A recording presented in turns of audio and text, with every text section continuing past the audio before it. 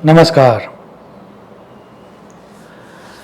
जानकारों का कहना है कि एक चीज़ है जो हम सबको देना पसंद है और लेना किसी को भी पसंद नहीं है, वो है सलाह। अब मज़ा ये है कि सलाह जब कोई हमें देता है, तब क्या सभी सलाह को फॉलो करना चाहिए? हम सबके जीवन में एक टाइम आता है कि जब कोई हमें सलाह देता है, उसके बारे में जब हम सुनते हैं या सोचते हैं, तो वो सलाह हमें लगती है कि हमारे हित में है, लॉजिकल है। लेकिन जब वो सलाह हम फॉलो करना स्टार्ट करते हैं, तब लगता है कि ये तो किसी भी तरह से इस सलाह को फॉलो किया ही नहीं जा सकता। तो सलाह को फॉलो करने से पहले हमें हमारी बुद्धि को या हमारी इंटेलिजेंस को उपयोग में लेना चाहिए। ऐसा स्पष्ट विधान भोज प्रबंध में एक सूत्र के माध्यम से दिया गया है। हितेशिणः सन्ति नते मनीषिणः। सो एडवाइस हितकारी लगे, अच्छी लगे, फिर भी फॉलो करने से पहले हमें हमारी बुद्धि का उपयोग करना चाहिए। ऐसा स्पष्ट करती हुई एक कथा कुछ समय पहले मैंने पढ़ी थी। हुआ यूँ कि एक बुजुर्ग आदमी अपने बेटे के साथ, क्योंकि उनके राज्य में अकाल की परिस्थिति थी और अन्य कोई अर्थोपार्जन का साधन नहीं था, तो मुश्किल की घड़ियों में काम में कौन आएगा? तो ऑब्वियसली उस ज़माने में काम आया करते थे पेट्स। तो जिसके पास जो पेट्स होते थे, अच्छे वाले जो पेट्स होते थे, उनको वो बेचा करते थे। अब वो इतने समृद्ध तो थे नहीं, तो उनके पास एक अच्छी क्वालिटी वाला गधा था। तो उन दोनों ने सोचा कि चलो इस गधे को शहर में जाके बेच आते हैं, ताकि पैसे मिलेंगे और हमारा 1 या 2 मास निकल जाएगा।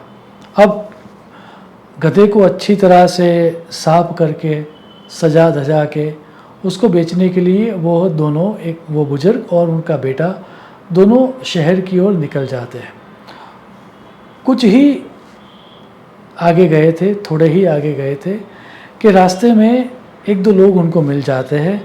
वो उनको देख के हंसते हैं और वो ये कहते हैं कि देखो ये कैसे मूर्ख पिता और पुत्र है कि उनके पास बैठने के लिए प्राणी भी है, साधन है उनके पास बैठने के लिए, फिर भी गधा भी अकेले चल रहा है और ये दोनों मूर्ख पिता और पुत्र भी उसके साथ चल रहे हैं। अब ये जब बात सुनी तो जो बुज़ुर्ग पिता थे उनको लगा कि नहीं, बात तो सही है। तो वो क्या करते हैं कि अब वो दोनों गधे के ऊपर बैठ जाते हैं। अभी कुछ ही आगे गए थे और 1-2 लोग और मिले। वो रास्ते में मिलने वाले लोग पिता पुत्र को देखने जोर जोर के हंसने लगे। उन्होंने ये कहा, ये देखो कैसे मूर्ख पिता और पुत्र है। दोनों बेचारे गधे के ऊपर बैठ गए।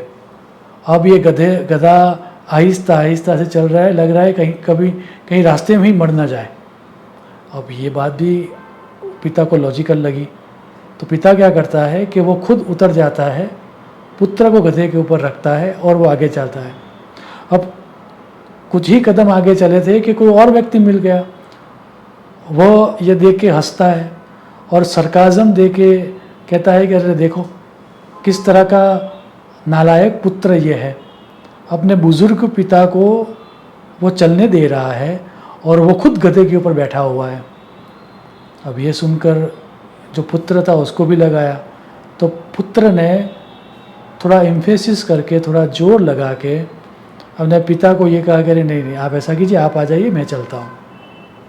तो अब पिता गधे के ऊपर है, पुत्र नीचे चल रहा है और गधा भी चल रहा है। थोड़ा ही आगे चले थे कि रास्ते में कोई और मिल गया। उसने कहा अरे देखो ये कैसा घोर कलयुग आ चुका है, बेचारा ये छोटा बच्चा चल रहा है और ये बाप गधे के ऊपर बैठ गया है।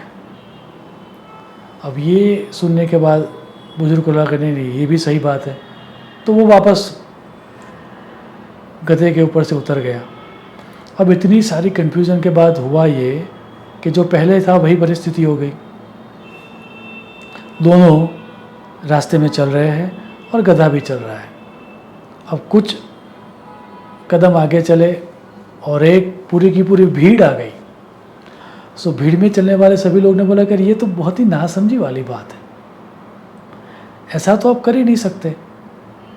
आपके पास एक साधन है तो आप दोनों को बैठना ही चाहिए। तो दोनों बैठ जाते हैं। अब थोड़ा आगे बढ़े और रास्ते में कोई और इंटेलिजेंट आदमी मिल गया।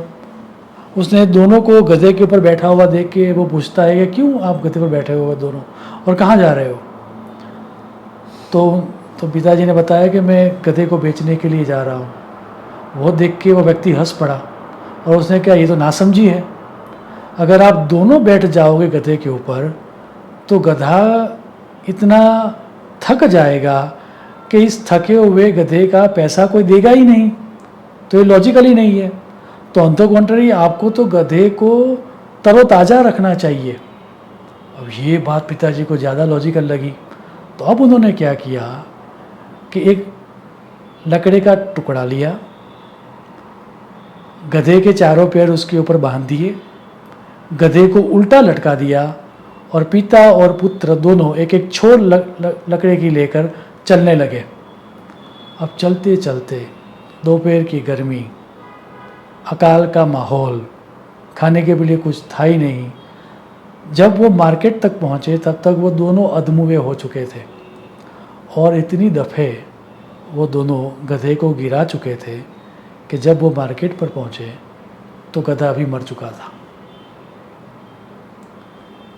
सभी एडवाइस जो हमें लॉजिकल लगे उसको हम फॉलो करने जाएंगे तो ये हालत होगी, अधमुए हो जाएंगे और जो हमारे पास रिसोर्स था उसको भी हम गंवा देंगे।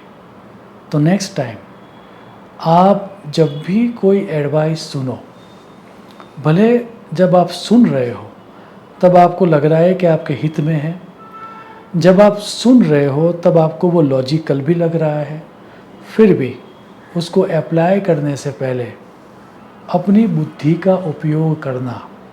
क्योंकि अगर आपने अपनी बुद्धि का उपयोग न करते हुए सिर्फ और सिर्फ जो जो एडवाइस आपको मिलती रहती है उसको आप फॉलो करोगे तो आपकी हालत भी आइदर उस गधे की तरह होगी या फिर वो बुज़ुर्ग की तरह होगी जो खुद भी अधमुआ हो गया, उसका बेटा भी अधमुआ हो गया और जिसको वो बेचने निकला था वो तो गधा मर ही चुका।